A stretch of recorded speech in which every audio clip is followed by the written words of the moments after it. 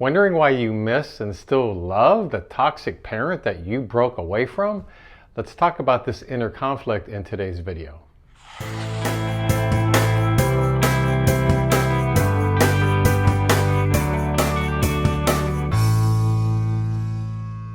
Why do I love them if I needed to protect myself so badly? Well, you can love them and miss them the way you may love and miss a mean dog who bit you from time to time and finally attacked you or somebody else around you where they needed to go to the pound. That's very sad. You love that dog, but they would turn on you in an unpredictable way. They were vicious by nature. They had to go. Now, when you say goodbye to that dog, of course, sometimes you may reflect back on some of the warmer memories. Very similar to toxic parents. With toxic parents like this, the issue actually was quite often involving power versus guilt. They wanted to control you. But what you're learning now, hopefully in your adult life as you've pulled away from parents like this, control is not about love. It has nothing to do with what real love is all about. When you're raised to believe that you're the problem and behavior like this from parents is normal in terms of being mistreated, then that's it. You think it's normal. No, it's not. This toxic behavior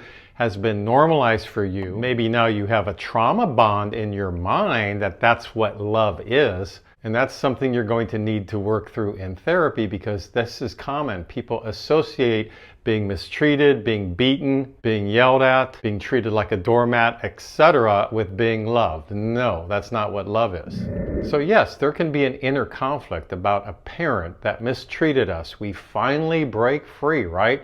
We move out, we move away, we rarely see them. Sometimes we even go no contact for the real abusive ones. And we wonder as life goes on, but I miss them. I feel guilt. I still feel like I love them, even though we know we were highly mistreated by them.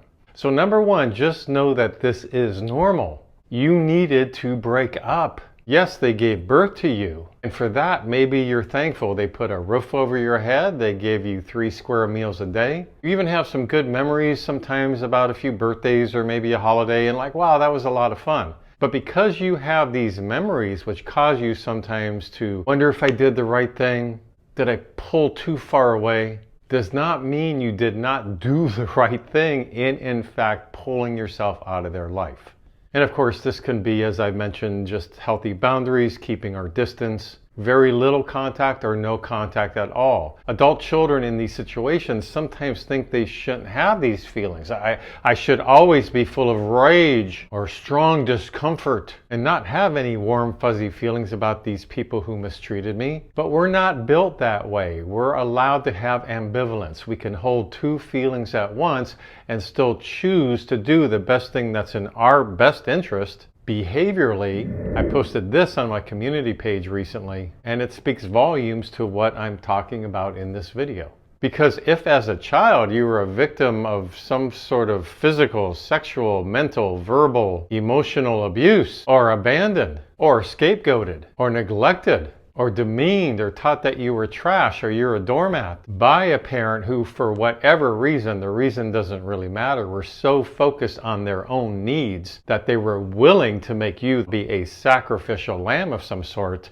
then of course, to protect and survive your own toxic childhood, you had to begin setting up healthy boundaries. You had to get out of Dodge, of course. Because thinking that magically somehow as now you're in your 20s or your 30s that your parents are going to change, no, they're not. It's very, very rare that toxic parents ever change, and to do so would require years of therapy. What you needed to do is to get away and form your own life. And maybe you waited long enough that you saw through the manipulation that they were planning on you taking care of them as they got older. You are not their slave. But your memory brings you back to all these gray area situations. Well, Mom, yeah, she used to beat me, but she wasn't so bad. And after all, she was beaten by her own parents. So, you know, I guess it gives her a free pass. Or Dad, God love him, he used to call me names every day and tell me I was worthless and a dunce and would never amount to anything. But he worked a bunch of jobs to try to pay the bills. He did his best. And oftentimes the fantasy and the hope and the yearning are ways for us to deflect act to avoid dealing with the deeper feelings we have about the toxic parents, which typically are going to involve rage, deep sadness, and resentment and bitterness, etc., about how we were raised by them. But sometimes it's too scary to get in touch with these very authentic feelings that are in us anyhow, so we block them away and we'll stay with the fantasy. Oh, it wasn't so bad after all. And maybe it could get better. But as an adult now, you have the freedom to choose your life. Let go of the trauma bond. This video, of course, is for those adult children out there who still do feel a pull to the past. Something to think about here. I hope it's helpful. Love to hear any comments you may have. Please leave them in the comment section below. Please subscribe to my mental health YouTube channel if you like these kind of videos. And until next week, this is Brad Shore signing off from Ask a Shrink.